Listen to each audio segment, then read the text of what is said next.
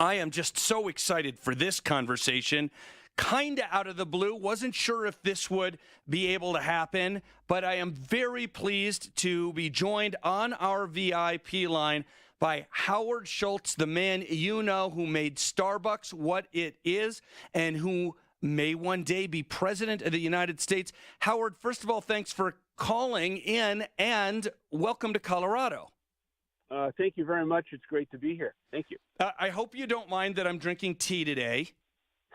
No, I don't mind at all. Thank you. What's your favorite tea? My favorite tea, jasmine tea or fresh mint tea. Excellent. I bet you don't get that question often enough, so I thought it would be important to ask. Okay, let's get slightly serious for a minute, or more than slightly. What is the value proposition that an independent candidate, namely you, can offer voters that is strong enough to peel voters away from loyalty to a political party? Well, let's begin by saying that, we're living at a very fragile time within the country with regard to the level of division between people throughout the country. And the division is, in many ways, as a result of the lack of leadership and trust and confidence in government and in institutions.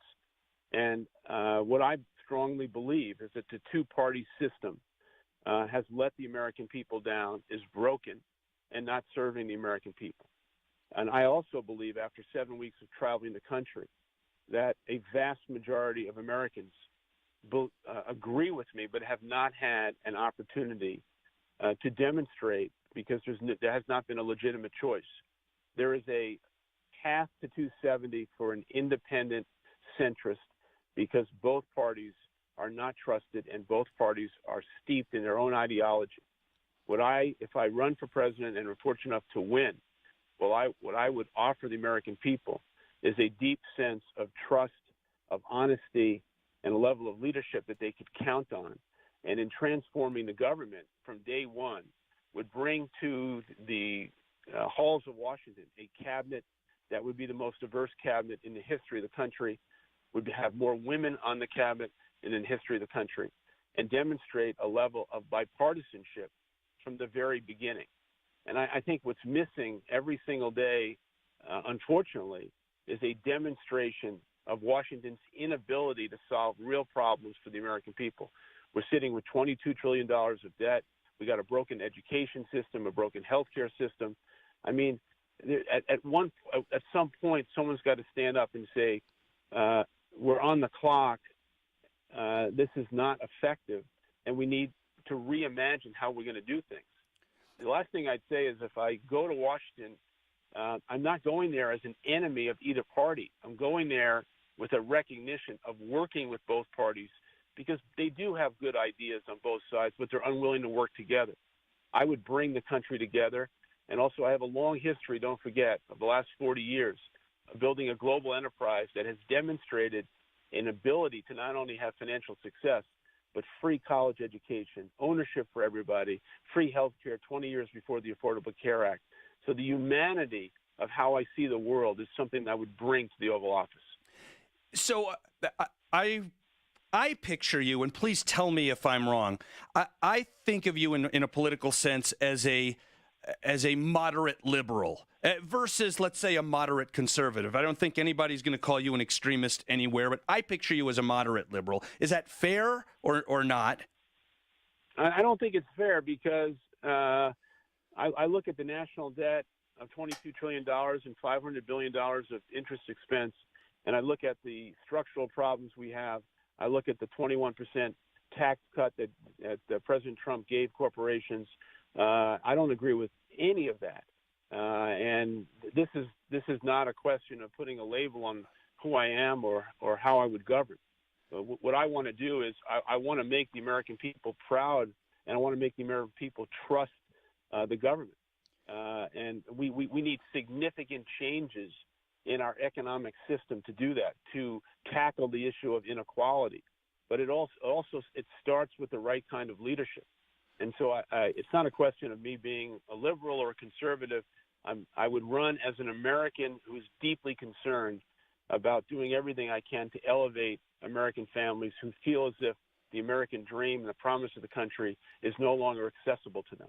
Right. And my goal isn't to put a label on you, but what I meant was that some of the things you just mentioned, free college, free health care, inequality, are issues that I think would appeal a little bit more to the left.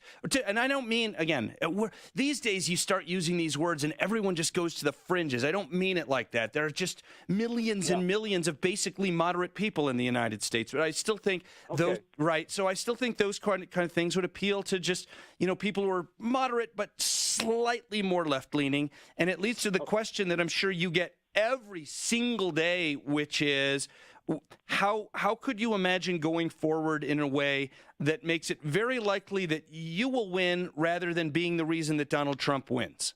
Okay. Before I answer, I just want to clarify that. I'm not saying that government should pay for college. Okay. I'm saying that our company paid for college, and that's emblematic of what I believe businesses in America should be doing, and that is doing more for their employees and more for the communities they serve. All right. I appreciate that.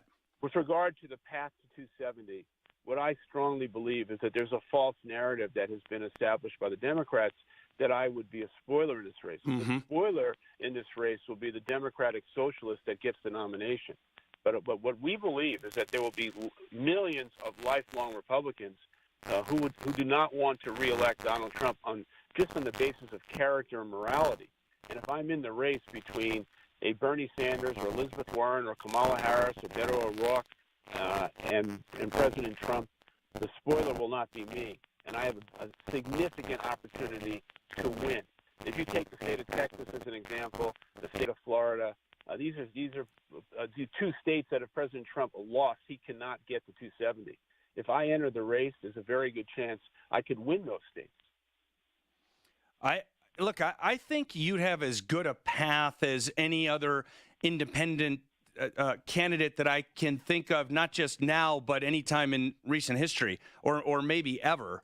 And I think it'll be really interesting to see if you decide to actually do this. Let me see if I can squeeze in two more very quick questions. What will be the top one or two factors in your decision whether to pull the trigger or not?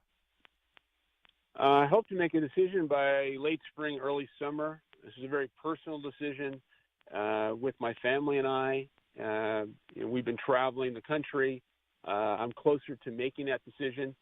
But I at this point, you will have to wait till late spring, early summer. It's not going to be based on who's running and who's not. I was asked whether I would make that decision based on Vice President Biden running. No, it's not. It's regardless of who runs.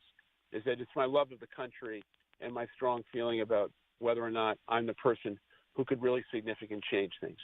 And my last question for you, which I hope you have never gotten from anyone else before. Sock, sock, shoe, shoe, or sock, shoe, sock, shoe. When you put your shoes on in the morning, both socks and then both shoes, or a sock and a shoe and a sock and a shoe? I put both socks on. See, Shannon, he is qualified to be president of the United States. Thank you.